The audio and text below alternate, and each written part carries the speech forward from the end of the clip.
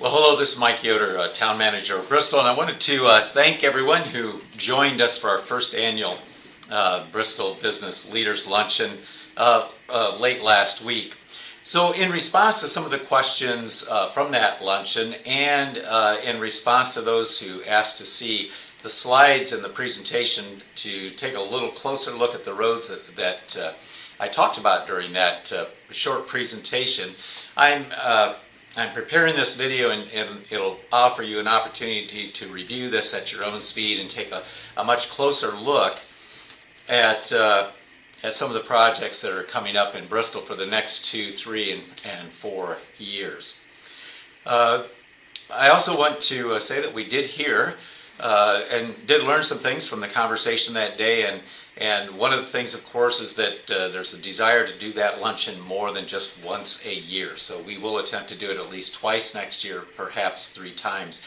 I didn't actually budget for that in the 2022 budget, but I'm sure we'll be able to figure out a way to at least meet together more than just once a year from now.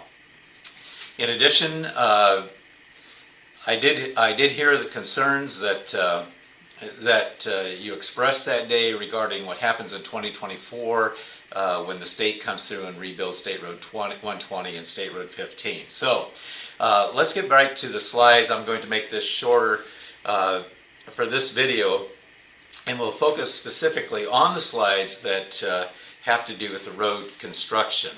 So I'll blow this up and so that you can actually see this, and you can pause the video at any time to take a look at these slides in a little closer perspective. So first off, I want to say that next year in 2022, these are the construction projects that are underway. You see 3 boxes there. The 2 boxes on Commerce Drive represent the community crossings grant monies we received from the state this year. Those projects will, at least the west half will take place early spring. I'm not exactly sure on the timing of the west, or the west half will be early spring. The east half of Commerce Drive will be sometime after that. There's 2 different contractors working on those projects, as that's the way the bids came in. This is money that's 80-20 money, so in other words, it's 80% state money, 20% town money. Next year we'll be applying for grant monies to rebuild Blakesley. If you own a business up there, you have traveled that way frequently this year, you know that this route, Blakesley and Commerce Drive, was a primary local bypass for all the construction that went on State Road 15, both at the toll road and at the Little Elkhart River Bridge. So Blakesley's taken quite a beating, and that needs to be a total rebuild. Very expensive project. It'd be really nice if we could get that done late next summer, if not sooner. So that will be on tap for next year. Secondly, the town has talked about for a number of years of adding some additional downtown parking, and the Charles Street, this lot on Charles Street was envisioned to be a parking lot a few years ago. Planning to move forward with the construction of that parking lot next year as well. In addition, we plan to extend Bloomingdale Drive out to the edge of the current development as shown in this blue circle. The farmer that owns the property right to the east of this line is beginning to consider about commercial development there. But more importantly for us for next year is that NIPSCO will be constructing a very large substation there to provide more electrical power to the town of Bristol, something that we very much need at this moment as we continue this large amount of industrial growth that's happening in Bristol. So next I want to move to talk a bit more about what's going to happen in 2024 and how we got to this particular point. So when I first started serving as your town manager in January of this year, one of my first meetings was with NDOT and an engineering firm, DLZ, that they had hired for the reconstruction project of State Road 120 and State Road 15. And let's zoom in on that. So this is, generally speaking, the area of impact that's going to be rebuilt. Now, when I first saw this, my first thought was that's going to be extremely disruptive of downtown Bristol, and my primary concern was the merchants and how we could manage to keep all those businesses in business with that kind of disruption of traffic and customer flow.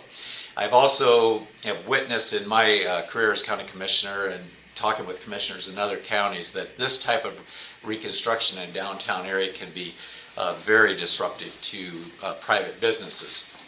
It also occurred to me that we need to have a bypass done before we do this kind of road construction. And so in that first meeting with INDOT, I asked if there was a way that we could delay this or phase this, and it turns out that they're using some grant monies themselves for this, and those grant monies are only available for downtown projects and for small downtown projects. So this is about a $7 million project. There's $7 million of federal monies that are coming into the town to do a rebuild of State Road 120 specifically, that it really seriously needs to be rebuilt. We've got serious drainage issues, and these all need to be fixed. And so as we talked more with INDOT, and I showed them the town's plans, the new plans for the new bypass, they said, you know, that what we're attempting to do is to reroute State Road 15 to make us to bypass the downtown area and connect directly to State Road 15 as it goes up to the toll road. So we did do some preliminary discussions about taking that $7 million and putting it on the bypass, and then the town would take over the reconstruction project of the downtown area. We're still talking about transferring jurisdiction at some point in the future, but because we're INDOT's using grant monies on this project, it's not possible to really switch those dollars. So this is either use it or lose it. And I think it's in the town's best interest to utilize those $7 million to improve these downtown areas. So going on to Plan B, how do we prepare for 2024 in the next 2 years? We have 2 years to prepare for this type of disruption. So the first area that we're going to, that we plan to focus on next year is studying the area of Pearl Street, Ponderosa, and Bloomingdale Drive. The town started a bypass project that extends down to about Kesco Drive, but the rest of Ponderosa Drive needs to be improved. The intersection at Bloomingdale and Ponderosa needs to be improved. We want to make that more friendly and agreeable for semi-truck traffic. Next, and this will all become a little more clear as to what the overall picture is for 2024 for traffic in just a couple more slides. The other area that we need to improve is Maple Street. This road from about the north side, the north of the Industrial Drive, County Road, Maple Street intersection, that area needs to be widened and improved, so that's on tap for probably 2023. The other interesting thing that's happening now is that Rail Park Drive and Rail Park Court are being built. From the north, from State Road 120, Stone Mount Court is being built. Both of these are coming up to the railroad tracks. And so we're moving ahead with a new at-grade rail crossing to connect these two roads. So we will have a new road from State Road 120 down to Rail Park Drive, up to Earthway, and then over to, eventually getting over to State Road 15. So here, this is essentially what the bypass will be for 2024. We will have a new route starting on the east side. We'll have a new route through Pearl, Ponderosa, down to Bloomingdale, over to State Road 15, down to Industrial, from Industrial up to up Maple to Earthway, continuing on west and back up across the new rail crossing to 120. This is not unlike, this is very similar to what the bypass that the town was talking about not all that long ago. So this is a very workable solution. At the meeting it was discussed, well, what about a traffic light at Bloomingdale and State Road 15? And I know the town had tried to do that, took a serious run at that a couple of years ago. As a county commissioner, I also met with INDOT to help facilitate those discussions. However, just the reality is that each of those takes a engineering study that warrants that light, and that was not able to, we were not able to meet those warrants, those engineering standards. Now, what will happen in 2024 is the traffic flow is going to change dramatically. Traffic in the downtown area will be limited to only deliveries and customers of those businesses. So the majority of the truck traffic has to go somewhere else, and it will drive south to Bloomingdale. That changes the nature of the intersection at Bloomingdale and State Road 15 significantly. Now, we'll work with NDOT to see what kind of traffic control measures we can do at that intersection to improve safety, but everything would indicate that most of the traffic, truck traffic, commercial traffic, will be forced to use Ponderosa, Bloomingdale, and over to State Road 15. Let's just say we got 2 years to work through this with NDOT. NDOT's has been very willing to work with us so far on this project, and so I expect in 12 months that we're going to know a lot more about what 2024 will look like in this area.